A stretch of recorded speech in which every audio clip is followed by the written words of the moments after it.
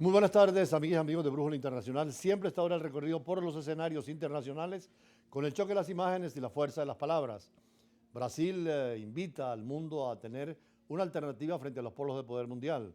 Brasil precisamente es una gran democracia que ha pasado con toda la comodidad del mundo de dictaduras a democracias y afirmando los derechos humanos al margen de que sean grupos de izquierda o de derecha. Naturalmente es un país con inmensas riquezas y con la mayor geografía del continente sudamericano. 10 países tienen fronteras con él y ahora se ha convertido con Lula, que tiene un liderazgo mundial equilibrado porque es una izquierda racional, realista, aunque se le pasó un poco la mano con la condena en el caso de Hamas e Israel, tomando partido muy directo con la causa palestina sin distinguir entre Hamas y el pueblo palestino y atacando fuertemente a Israel, que lo ha declarado persona non grata. Pero al margen de esto, Brasil sigue siendo una referencia obligada y Venezuela podría trabajar muy cerca de Brasil. Tenemos una gran frontera y además buenos vínculos diplomáticos y económicos. Ya llegó la nueva embajadora de Brasil aquí a Caracas. Ayer estuvimos en la Embajada de Suiza en una exposición de arte bellísima sobre pintores y artistas venezolanos y estaban en el cuerpo diplomático y precisamente conversaban de la importancia de Brasil dentro del continente. Y ahora que está Brasil dirigiendo la política de los BRICS, que son las grandes economías que están llegando al mundo, Brasil ha propuesto redefinir la globalización para combatir la desigualdad y sobre todo un tema central, el cambio climático. Esto lo hizo en la apertura de una reunión de ministros de las finanzas de todos los grupos de los 20, sobre todo eclipsada naturalmente por la guerra de Ucrania y también por la situación en el Medio Oriente. Naturalmente que los 20 son las grandes economías y ahí están por América Latina, Brasil, México y Argentina, que son las economías más fuertes, aunque están golpeadas por después de la pandemia y estos conflictos internacionales. Pero Brasil es interesante escucharlo y mañana vamos a ver los resultados de esta reunión tan importante en ese país. El ministro brasileño de Finanzas, Fernando Haddad, dijo al inaugurar el evento del G20 que es hora de redefinir la globalización.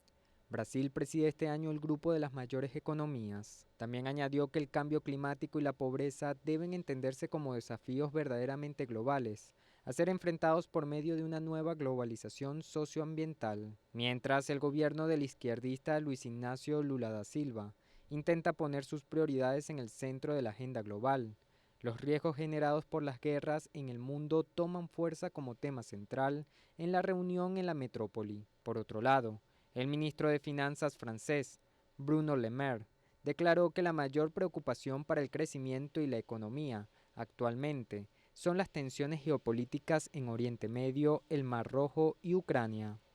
Los ministros de Finanzas de los países del Grupo de los Siete celebraron una reunión separada este miércoles sobre la renovación del apoyo occidental a Ucrania, desesperada por más ayuda para defenderse de Rusia.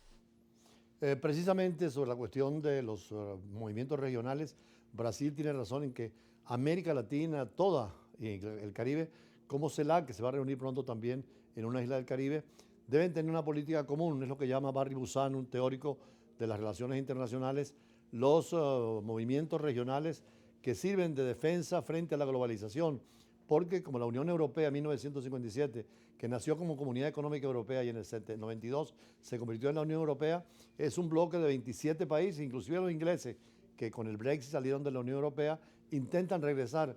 Y esto es precisamente lo que propone Brasil. Vamos a fortalecer la integración, al margen de que sean gobiernos de un signo o de otro, la identidad, de eso sí, en democracia, en derechos humanos, elecciones libres, separación de poderes, pero uniendo nuestras economías para ser factor importante en el mundo. Y en cuanto al presidente de Estados Unidos, Joe Biden, también tuvo esa reunión con líderes donde llamó a los demócratas y republicanos del Congreso a desbloquear una ayuda a Ucrania para evitar consecuencias, como él llama nefastas, en una reunión de la Casa Blanca que terminó sin un acuerdo, porque tampoco en Estados Unidos los dos grandes partidos, que son los que llegan al Congreso, republicanos y demócratas, y tienen los candidatos uno y otro con posibilidad de llegar al poder, ahora cada vez más Donald Trump afirma su candidatura presidencial, tienen visiones distintas de la guerra de Ucrania, como también sobre el Medio Oriente. Veamos la nota. Presión de Joe Biden por la aprobación de ayuda para Ucrania. El presidente de Estados Unidos se reunió el martes en la oficina oval de la Casa Blanca con los líderes demócratas y republicanos del Congreso, con el objetivo de desbloquear un apoyo para Kiev y evitar un cierre del gobierno federal.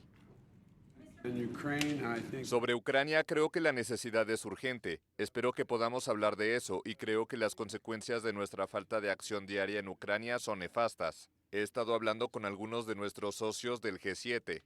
Y Chuck, tú acabas de regresar de Ucrania. Están muy preocupados.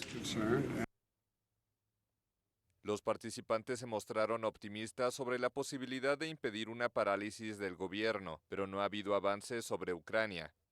Los republicanos condicionaron en un inicio la aprobación del paquete de ayuda a mayor seguridad en la frontera con México. Biden incluyó una serie de reformas fronterizas, pero aún así el líder republicano de la Cámara Baja, Mike Johnson, aliado del expresidente Donald Trump, se resiste. Hubo una discusión sobre el paquete suplementario de gasto, y fui muy claro con el presidente y con todos en la sala que la Cámara está analizando todas las diferentes opciones, y lo evaluaremos en su debido momento. Pero la prioridad del país es nuestra frontera y garantizar que sea segura. El presidente de Ucrania, Volodymyr Zelensky, quien visitó Arabia Saudita el martes, ha advertido que su país sufre escasez de municiones y necesita desesperadamente ayuda de las potencias occidentales para derrotar a Rusia. Washington reiteró que no enviará tropas a Ucrania luego de que Francia sugiriera el despliegue de fuerzas aliadas para reforzar las posiciones de Kiev. Ese Medio Oriente que empieza precisamente en Mauritania, pasa por Túnez, por Argelia, sigue con Egipto, pasa por Libia y llega prácticamente hasta la India. Ese Medio Oriente tiene cada vez más importancia, primero porque tiene el petróleo, recurso fundamental, y en segundo lugar porque los 56 estados musulmanes trabajan en común, sobre todo los 23 estados árabes que tienen políticas, sobre todo internacionales, en materia de energía y que conviene tener buena relación y lo que quieren es terminar con la guerra y afirmar la paz. Hoy, cuando se cumplen precisamente 2 años de la guerra en Ucrania, nos toca hacer un análisis en profundidad de lo que significaron estos 2 años y la perspectiva de lo que pueda pasar en el futuro. Y después tendremos las entrevistas de siempre con los temas internacionales. Se cumplen 2 años de la invasión de Rusia a Ucrania y esto ha generado no solamente la localización del conflicto, sino la extensión del mismo a toda Europa, Estados Unidos, Canadá y por ahora un frente unido entre Rusia y China, sin contar con otros países que pueden estar en uno u otro lado, pero es un conflicto de carácter internacional, donde por ahora solo se han utilizado las armas convencionales, pero siempre está la alerta de las armas de destrucción masiva, como las biológicas, las químicas y especialmente las nucleares.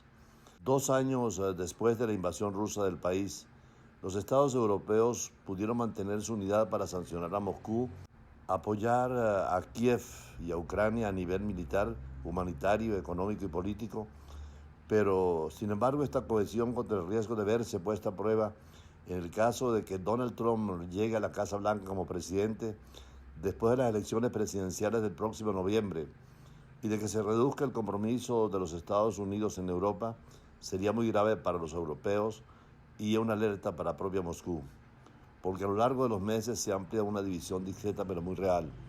Una parte oriental del continente en pie de guerra son los que están en primera línea frente a la amenaza rusa, mientras que más al oeste y al sur otros países miran hacia el conflicto de una manera menos existencial.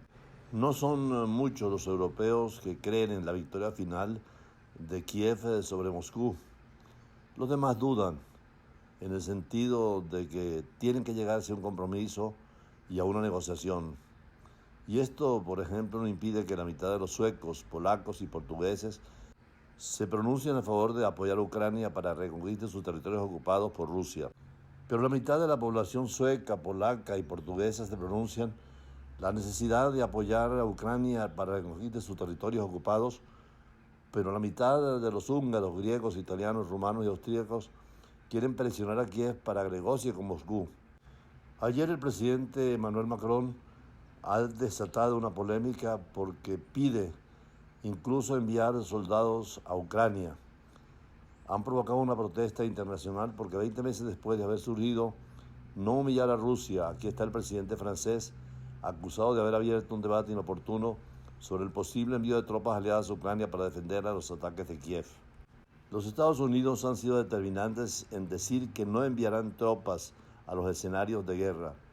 Y el Reino Unido no tiene tampoco la intención de desplegar tropas en Ucrania, más allá del pequeño número de personal británico que ya encuentra en ese país para ayudar a las Fuerzas Armadas ucranianas, pero más en el plano humanitario. Incluso los participantes de la conferencia de París intentaron distanciarse de la opción discutida el lunes por la noche por la iniciativa del presidente francés. El canciller alemán Olaf Scholz señaló que estarían siempre apoyando espiritualmente al pueblo de Kiev e incluso con armas, pero tampoco tiene la intención de enviar soldados. Moscú ha sido determinante de que si hay soldados de Occidente, de la OTAN, en los escenarios de Kiev y Rusia, sería una amenaza directa a la propia Rusia y podría haber represalias inmediatas, lo cual podría desempeñar también la defensa directa de los rusos frente a Occidente y la apertura de una guerra de carácter internacional. Afortunadamente, América Latina ha sido prudente en el conflicto de Rusia y Ucrania y estamos lejos de esos escenarios.